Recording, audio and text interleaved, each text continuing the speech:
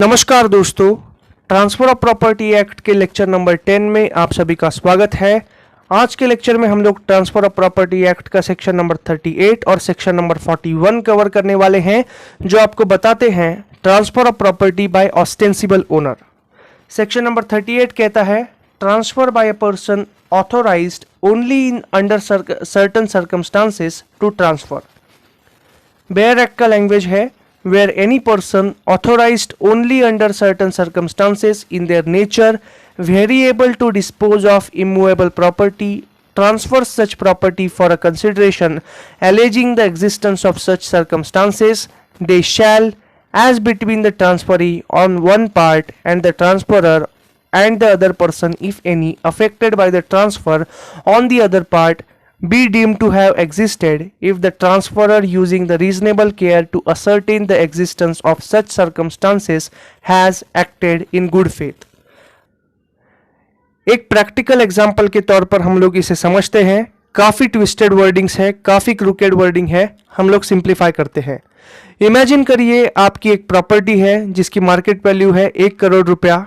आप दूर रहते हैं, आप बंबई में रहते हैं, आपने वो जो प्रॉपर्टी है वो कोकण रीजन में खरीदी है और आपने वो जो प्रॉपर्टी है वो आपके रिलेटिव को रहने के लिए दे दी है। आपने कंडीशन सिर्फ इतना रखा है कि अगर कोई मेडिकल इमरजेंसी अराइज हो जाती है तो आप उस प्रॉपर्टी को बेचने की परमिशन उस रिलेटिव को दे दोगे। But in the government records you are the owner of the property. उस रिलेटिव ने क्या किया, एक नकली मेडिकल का बिल बनाया, नकली हॉस्पिटल बिल बनाया और कह दिया, आपको आकर कह दिया कि 80 लाख रुपए का बिल हो रहा है, मुझे ये प्रॉपर्टी बेचने की परमिशन दे दो। आपने उस रिलेटिव के ऊपर यकीन कर कर उस रिलेटिव को प्रॉपर्टी बेचने की परमिशन दे दी। उस रिलेटिव ने क्या किया, जो 1 करोड़ की प्रॉपर्टी है वो 95 लाख रुपीस में बेच दी। वो जो सामने वाला बायर है उसको उस रिलेटिव ने बताया कि ये प्रॉपर्टी मुझे इन सर्कमस्टांसेस के अंदर बेचने की परमिशन है, यानी मेडिकल इमरजेंसी के अंदर बेचने की परमिशन है। उस सामने वाले बायर को भी, यानी प्रोस्पेक्टिव बायर को भी उस रिलेटिव ने वो नकली मेडिकल बिल दिखाया 80 लाख रुपए का, और रिलेटिव के ऊपर यकीन करके थोड़ी बहुत रीजनेबल छानबीन करके प्रोस्पेक्टिव बायर ने भी वो चीज खरीद ली, यानी आपकी वो जो जगह है वो खरीद ली। इन दिस केस उस आपके रिलेटिव ने क्या किया, आपका रिलेटिव एक ऑस्टेंसिबल ओनर था और मिसरिप्रेजेंटेशन करके आपकी कंसेंट ले ली। इन दिस केस उस रिलेटिव की ये लायबिलिटी बनती है कि ये जो 80 लाख रुपए 95 लाख रुपीस में वो जो जगह बेची है वो 95 लाख रुपीस आपको पास ऑन करे अलॉन्ग विद द 5 lakhs, क्योंकि उस रिलेटिव की गलती की वजह से या फिर उसके लालचीपन की वजह से आपको 5 लाख रुपए का नुकसान हुआ है। सो पूरा का पूरा बेनिफिट आपको पास ऑन करने की जिम्मेदारी है उस रिलेटिव की। और जो प्रोस्पेक्टिव बायर था, he has acted in good faith, he took reasonable care to find out, but due to forged medical bills he was unable to find out the differences in the property. यानी उसने good faith में काम किया है, इसलिए prospective buyer को भी उस जगह का मालिकाना हक मिल जाएगा। ये जो बेयर एक्ट के अंदर का हिंदू वीडियो का इलस्ट्रेशन है, आप उसे एग्जाम में लिखकर आ जाना, क्योंकि बेयर एक्ट के अंदर के जो इलस्ट्रेशन है उन्हें लिखना काफी इंपॉर्टेंट माना जाता है। ये जो सेक्शन है इसके आसान शब्दों में मैंने यहां पर दिया है explanation. This is not bare act, these are my own words.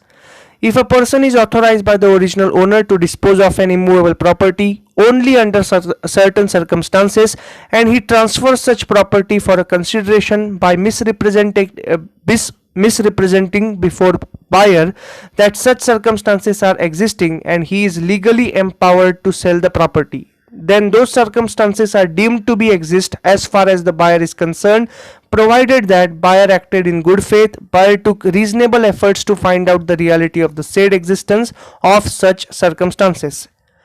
यहाँ पर मैंने आपको मतलब लेक्चर के शुरुआत में जो एक्सप्लेनेशन बताया था उन्हीं को अपने ओन वर्ड्स में थोड़ा बहुत ट्विस्ट करके लिखा है। चाहिए तो आप इस स्लाइड का स्क्रीनशॉट ले लेना और ये एग्जाम्पल जाकर आप अपने एग्जाम में लिखकर आ सकते हो। अभी हम लोग देखते हैं transfer by ostensible owner bare act में क्या लिखा है। Section number 41 transfer by ostensible owner.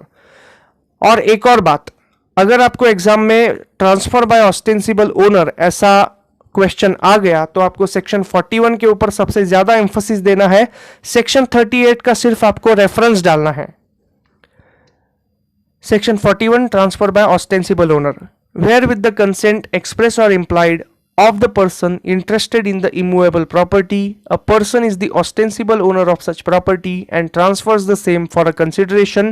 The transfer shall not be voidable on the ground that the transferor was not authorized to make it, provided that the transferee, after making reasonable care to ascertain that the transferor had power to make the transfer, has acted in good faith.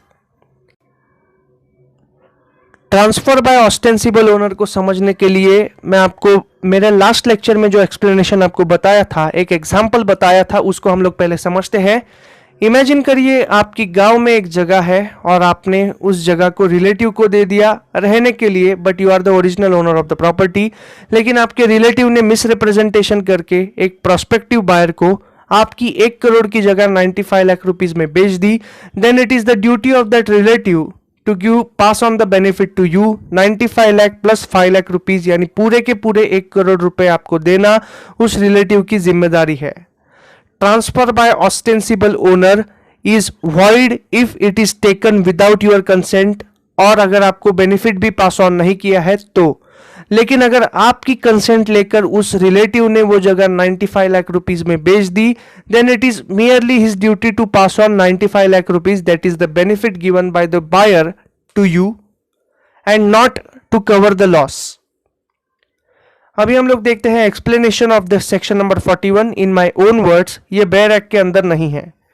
Where a person is the ostensible owner of a given immovable property and he sells the aforesaid property with the consent of the original owner and he transfers the said property for a consideration, then the transfer is not voidable on the ground that the ostensible owner has not been authorized in the first place to sell off the property.